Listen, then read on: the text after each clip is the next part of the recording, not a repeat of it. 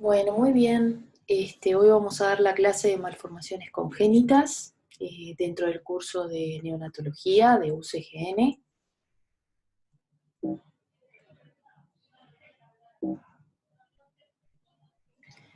Entre los objetivos de la clase vamos a ver la definición y la clasificación de las malformaciones congénitas, vamos a ver el impacto de la salud, en la salud de estas malformaciones congénitas y la epidemiología.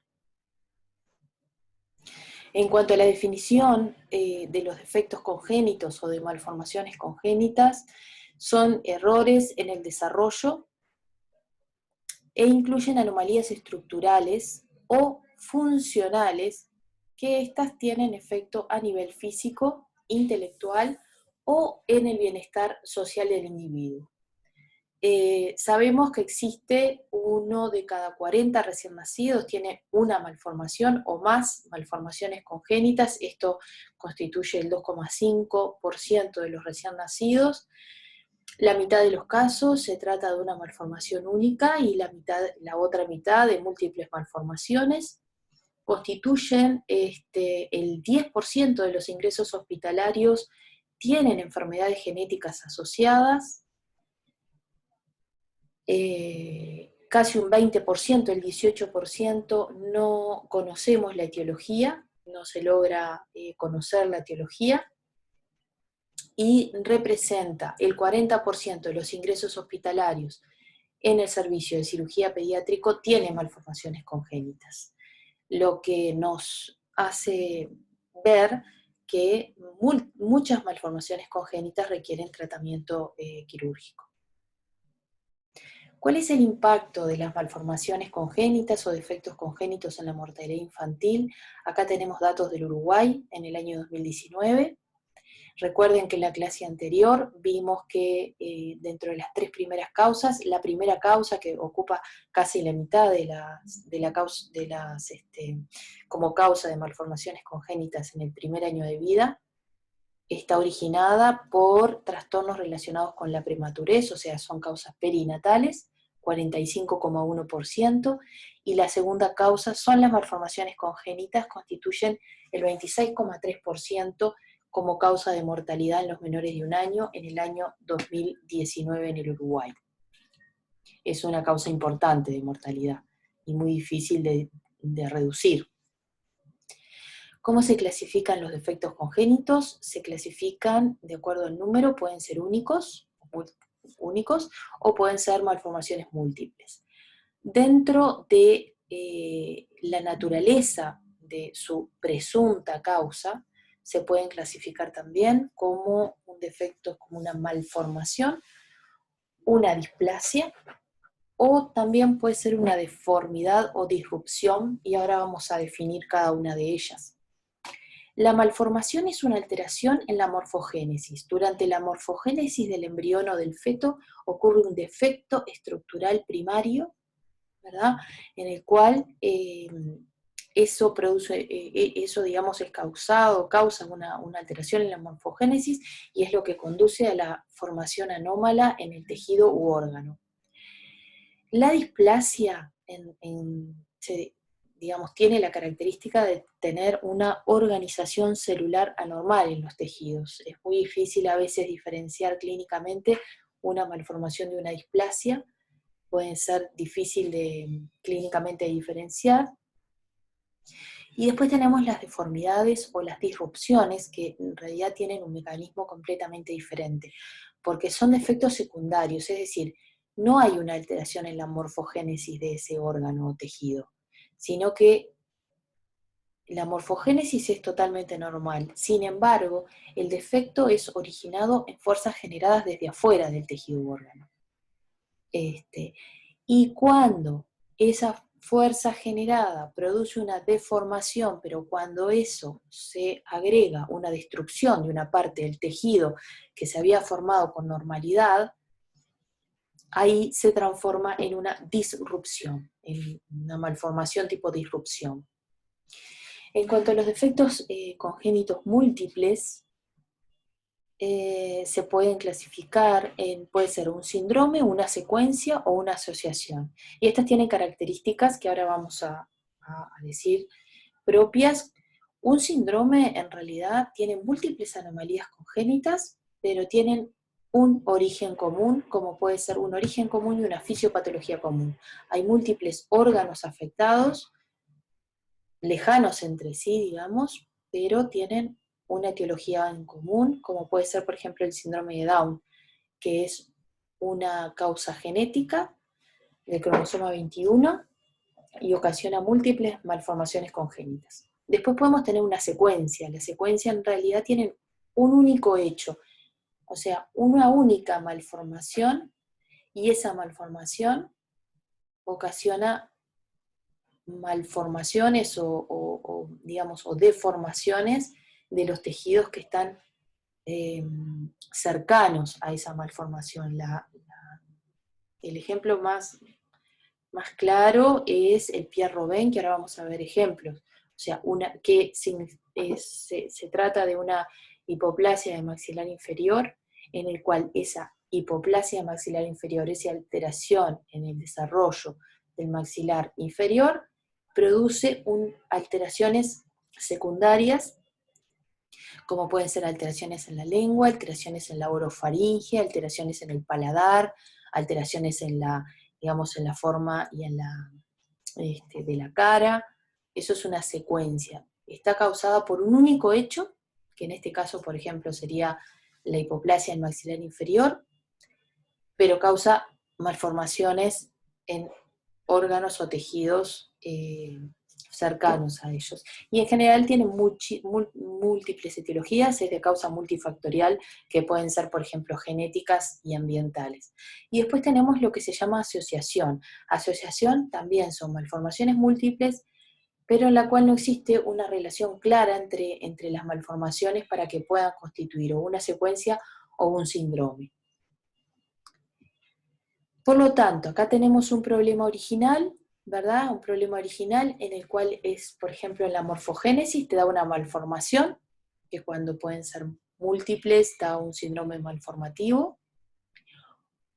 Por ejemplo, un síndrome malformativo, síndrome de Down. O cuando esa malformación es localizada, da una malformación aislada. Sin embargo, si el problema original es una alteración mecánica, o sea, no hay una alteración en la morfogénesis, pero son fuerzas externas a ese tejido o ese órgano, produce una deformación, que cuando ocurre destrucción del tejido produce una disrupción, y cuando hay una alteración celular en el tejido ocurre una displasia. Todas estas pueden dar secuencias, malformaciones con anomalías secundarias, ¿verdad? Tanto la malformación aislada puede dar una secuencia, como es el Pierre-Robin, digamos, que parece aislado, pero te da una alteración en el resto de los tejidos. Las deformaciones también pueden dar, digamos, la disrupción y la displasia, todos pueden llevar a una secuencia. Ahora vamos a ver ejemplos. Acá tenemos ejemplos en cuanto a mecanismos. Por ejemplo, si tenemos una secuencia de malformaciones, puede ser, por ejemplo, la secuencia de DiGeorge. Una alteración en el cuarto arco braquial y la tercera y cuarta bolsa faríngea conduce a múltiples malformaciones a una secuencia. Entonces conducen a una plasia, hipoplasia de timo, la paratiroides, anomalías del arco aórtico, una micrognatia. Después tenemos las secuencias de deformidades, es decir, no hay alteración en la morfogénesis, no hay, pero, por ejemplo, un oligoamnios produce múltiples malformaciones solamente o mejor dicho, múltiples deformaciones o deformidades por compresión intrauterina de las extremidades. Entonces puede haber una luxación de cadera, una deformidad del pie en equinovaro, orejas arrugadas, una dislocación nasal o tórax pequeño.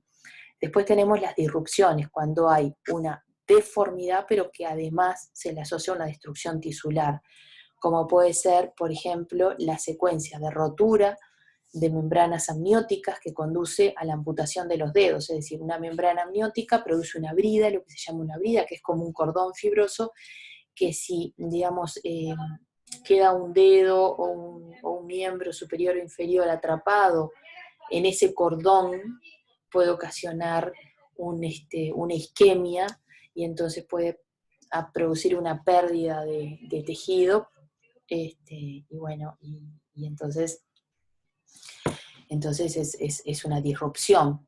Después tenemos las displasias con una alteración, digamos, en el tejido celular, es una mala organización celular de tejidos o órganos.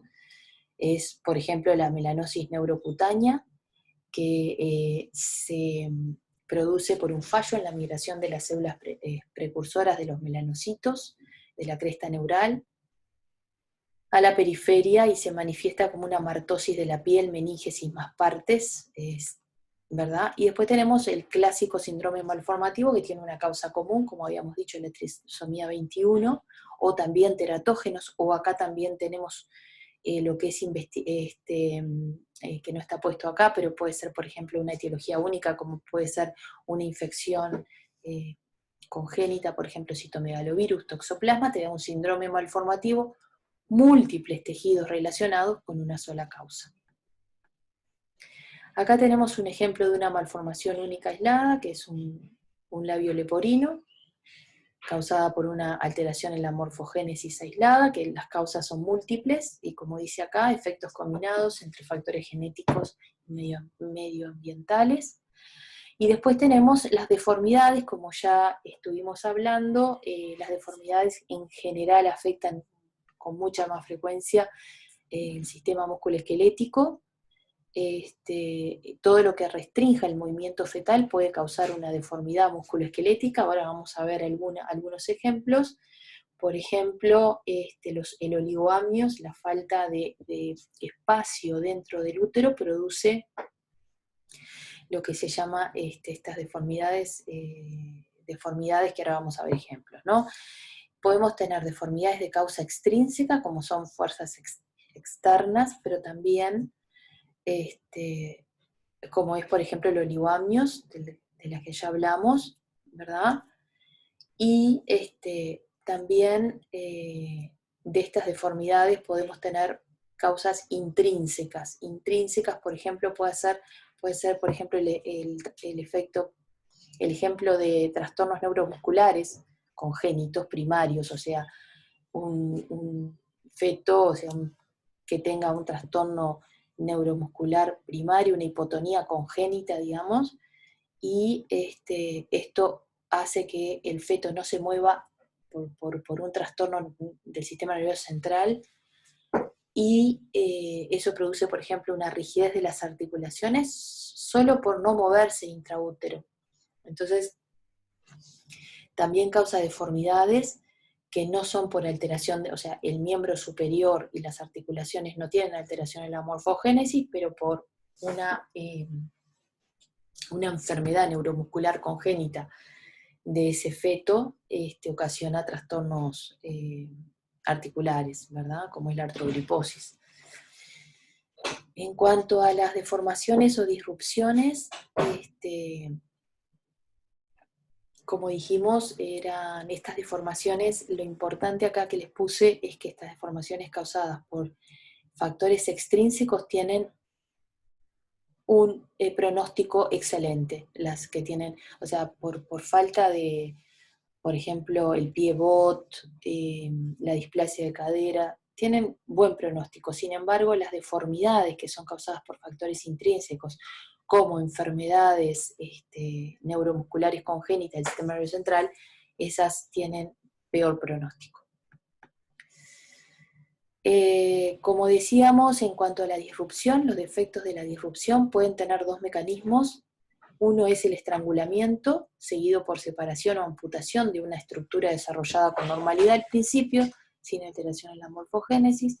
Generalmente puede ser una separación o amputación de un dedo, un brazo, una pierna, o el caso clásico de la brida amniótica. Y el otro mecanismo es el de la interrupción del aporte sanguíneo de una parte que estaba en desarrollo normal, que puede producir un infarto, una necrosis, y entonces, bueno, ahí tenemos el ejemplo clásico, por ejemplo, de la atresia intestinal, la gastrosquisis, la polencefalia, la reducción de una extremidad por isquemia, Esto son los dos mecanismos de las disrupciones. Acá tenemos un ejemplo de un piebot, que es por una deformación, por fuerzas externas, digamos, por poco espacio dentro del útero durante el desarrollo, y después tenemos acá la disrupción, que son las bridas amnióticas, que ven que estas son membranas amnióticas que forman cordones que, digamos, engloban miembros, y entonces puede producir disrupción y pérdida de tejido. Estas son irreversibles. Y después tenemos las secuencias, que habíamos dicho que es un patrón de anomalías múltiples, son malformaciones múltiples, pero hay un defecto único en la fase precoz de la morfogénesis y produce anomalías múltiples a través de un proceso de cascadas de errores secundarios y terciarios de la morfogénesis, ¿verdad? Es solo un error, un error que ocasiona una serie de errores secundarios, digamos. El caso más, un ejemplo que uno de los más frecuentes es el Pierre-Robin, que es un patrón de anomalías múltiples causadas por una hipoplasia del maxilar inferior. Entonces, con una lengua relativamente grande para la cavidad abdominal. En realidad la lengua es normal, lo que pasa que el maxilar inferior es más pequeño y entonces parece que fuera más grande, se cae para atrás, bloquea, digamos, el pasaje de aire, provoca alteraciones en una hendidura palatina y alteraciones en el paladar. Acá tenemos un ejemplo. La hipoplasia del maxilar ocasiona, digamos, alteraciones en la orofaringe, en la cara del bebé. Y acá vean que nace con el Pierre-Robin, y acá tenemos un sistema, o sea, uno de los tratamientos planteados cuando es severo es la distracción mandibular, el agrandamiento del hueso, ¿verdad? Igual el niño, aunque no se haga la distracción, o sea, el hueso maxilar inferior crece con la edad. El problema es que al principio le da muchos trastornos de deglución, apneas, obstrucción de la vía aérea superior, que a veces hay que tratarlo en forma quirúrgica, a veces no. Pero ven, es una secuencia donde la fisura palatina posterior es un defecto secundario asociado al desarrollo anormal mandibular. Entonces es una hipoplasia mandibular que ocurre en una etapa de gestación temprana y ocasiona este síndrome, una secuencia. Después también tenemos otro ejemplo que es la secuencia de Potter. La secuencia de Potter es una alteración, un oligoamnio severo o anhidramnios, y entonces eso causa una alteración en el crecimiento del feto que venía, no hay una alteración en la morfogénesis. Todas estas deformidades son por el desarrollo en un espacio muy limitado del útero, por no poder moverse además, porque no hay líquido en la cavidad uterina, ocasiona deformaciones en la cara y en el cuerpo múltiple, y además le ocasiona una hipoplasia pulmonar. Y después tenemos el clásico síndrome, que es un conjunto de anomalías que tienen una causa común. Acá les puse el ejemplo de la trisomía 21, pero hay otras. Vean que acá tenemos una única causa que es genética, pero tenemos múltiples tejidos afectados. Cardiopatía, gastrointestinal, retardo mental, hipocrecimiento, se dan con diferente severidad. Acá les puse, tenemos algunas malformaciones, como puede ser, por ejemplo, este síndrome, en el cual hay una mutación de un gen que ocasiona defectos en las vértebras y defectos del tubo neural. Son los síndromes de disostosis espondilocostal.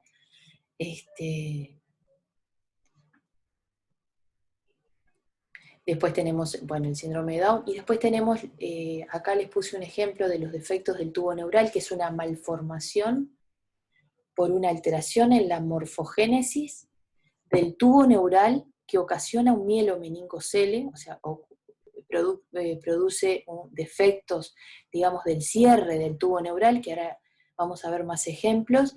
En realidad es multifactorial, como todas las malformaciones, es multifactorial, pero entre algunos de los factores es una disminución del ácido fólico materno, defectos también en las enzimas sensibles al folato o recaptación de ácido fólico, y entonces ocasiona esta malformación, ¿verdad? que en este caso es la única malformación que tiene una forma de prevenir. Es multifactorial, pero como uno de los factores es el déficit de ácido fólico materno, la suplementación con ácido fólico en este caso puede prevenir, este, el mielomeningocele. Eso es muy importante cuando estamos hablando de malformaciones, porque es prácticamente la única malformación que puede prevenirse. El resto de las malformaciones obviamente se pueden prevenir mediante la prevención de infecciones transplacentarias o congénitas que producen malformaciones, como puede ser la toxoplasmosis, citomegalovirus, herpes, varicela, y después tenemos, aparte de las infecciosas, todos los teratógenos, como pueden ser las drogas, medicamentos, ¿verdad? Pero sin llegar a eso, digamos, el hecho de suplementar a la embarazada previo a el embarazo y durante los primeros 3 meses con ácido fólico podemos prevenir gran porcentaje de los defectos del tubo neural. Acá tenemos otro teratógeno, que es el ácido retinoico. La administración de ácido retinoico a la embarazada produce alteraciones como, por ejemplo, microtia y cardiopatía congénita. Y acá tenemos, digamos, una diapo en la cual hablamos de causas de malformaciones, como decíamos, pueden ser genéticas, tanto monogénicas de un gen como cromosómicas de cromosomas, infecciones maternas, agentes ambientales, como puede ser, por ejemplo, el alcohol, el mercurio, medicamentos, la talidomida clásica que ya no se usa más, digamos, se usó en la primera mitad del siglo XX para los vómitos en el embarazo, obviamente no se usa y ya no se usa además, pero digo, fue un teratógeno muy, muy famoso porque se le daba justamente a las embarazadas y ocurrían defectos en los miembros. La warfarina, los inhibidores de la ECA están contraindicados, captopril, los retinoides, el ácido valproico, enfermedades maternas como la diabetes mellitus, la hiperglicemia materna, o sea, la hiperglicemia, la organogénesis, la embriogénesis, si durante la embriogénesis ocurre en un ambiente con una hiperglicemia materna, puede favorecer a las malformaciones, como son las malformaciones cardíacas y del sistema nervioso central. Y después el ambiente intrauterino, como pueden ser las deformidades que vimos, oligoamnios, disrupción, bridas, gemelos, por poco espacio. En cuanto a los defectos del tubo neural, que se llaman disrafias, es de las más frecuentes de las anomalías congénitas del sistema nervioso central y son consecuencia del fallo del cierre espontáneo del tubo neural entre la tercera y cuarta semana del desarrollo intrauterino. Como les decía, son malformaciones que tienen múltiples causas, es multifactorial, como puede ser la hipertermia, fármacos, malnutrición, sustancias químicas, pero como hablamos recién, puede ser déficit de ácido fólico y eso lo puede prevenir un cierto porcentaje. Acá tienen las disrafias, acá tienen un ejemplo de un mielomeningocele o una anencefalia, pero es un defecto en el cierre del arco posterior de la vértebra, como ven acá puede ser desde nada, que prácticamente no tiene herniación, digamos, este es el grado máximo, acá se hernia la médula espinal, acá solamente tenemos la herniación de las meninges, y acá no tenemos ninguna herniación, por lo cual es leve, y si bien tiene un defecto en el cierre posterior del arco posterior, perdón, de la vértebra, por lo cual obviamente la función acá está conservada y acá no. En cuanto a la suplementación con ácido fólico, son recomendaciones, existen recomendaciones del Ministerio de Salud Pública que se actualizaron en el año 2014, la indicación es ácido fólico 0,4 a 1 miligramo día, antes del embarazo y hasta las 12 a 14 semanas para la prevención de anomalías del tubo neural, y 4 miligramos por día en aquellas mujeres con antecedentes de defectos de tubo neural en gestaciones anteriores. Y bueno, ahora vamos a ver una publicación, un artículo que fue publicado en la Revista Médica de Chile, pero que en realidad quería presentarles este artículo, si bien tiene unos años, habla sobre las malformaciones, reporta las malformaciones congénitas de Latinoamérica, de Chile y Latinoamérica, por una organización que es el ECLAMP, que se dedica a al registro de las malformaciones congénitas.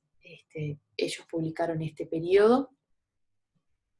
Las malformaciones congénitas en Latinoamérica entre el 97 y 2008. Este trabajo permite, ellos quieren reportar la incidencia de malformaciones que pudieran estar causados por nuevos agentes teratógenos, pero en realidad quieren publicar, el objetivo es reportar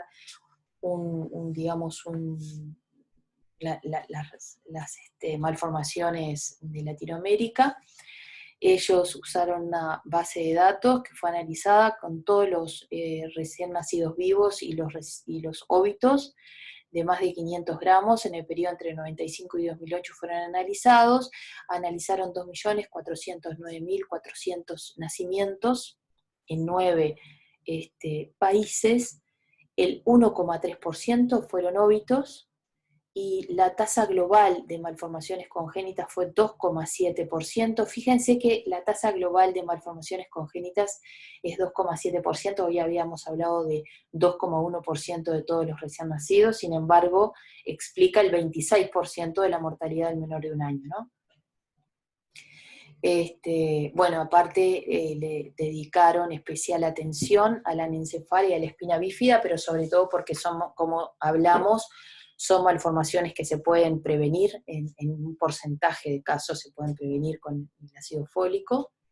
Y ahora vamos a ver los datos. La distribución por país del total de nacimientos, nacidos vivos, mortinatos, total de malformados, malformados vivos y malformados mortinatos, tasas por 100. Y si ven acá que las malformaciones, estos son los malformados, ¿verdad? Vamos a ver Uruguay, son 2,4% de todas las malformaciones, es más o menos, la tasa más o menos se mantiene. Acá en Brasil hay un porcentaje de 4,2%, Colombia 1,9%, pero la mayoría de los países tienen alrededor de 2-3% de malformados.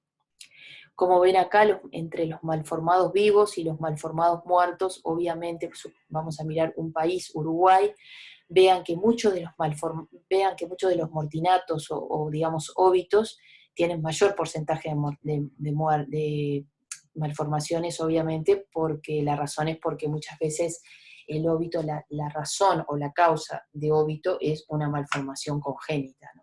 Así que 2,4% de los malformados que nacen vivos. Entre las causas más frecuentes que encontraron acá en Latinoamérica fue el síndrome de Down, la hidrocefalia, el labio leporino fueron de las más frecuentes. Y acá les traje las tasas de prevalencia de nacimiento, o sea, el efecto del aporte del ácido fólico en la alimentación en los defectos de tubo neural. Ellos lo que hicieron fue fortificar la harina. Una de las intervenciones, mejor dicho, de las políticas de salud para prevenir las malformaciones del tubo neural, es fortificar con ácido fólico algún alimento, en este caso la harina, que se hace acá también en Uruguay, de manera que la población consume harina y entonces tiene mayor aporte de ácido fólico, independientemente de que si va al prestador de salud y previo al embarazo le indica ácido fólico. Y entonces vean acá, por ejemplo, Argentina, pre-fortificación de harinas, post-fortificación de harina. La espina bífida tenía la anencefalia 0,86% y redujo a 0,37%, la espina bífida tenía 0,82% y se redujo a 0,66%, y el céfalo-cele o el encéfalo-cele, el prefortificador es 0,32% contra 0,20%, o sea que disminuyeron la fortificación con ácido fólico de algún alimento, en este caso harina, disminuyó la tasa de prevalencia de defectos del tubo neural. Y ahora, por último, les voy a presentar un trabajo que fue hecho por estudiantes en el contexto de metodología científica.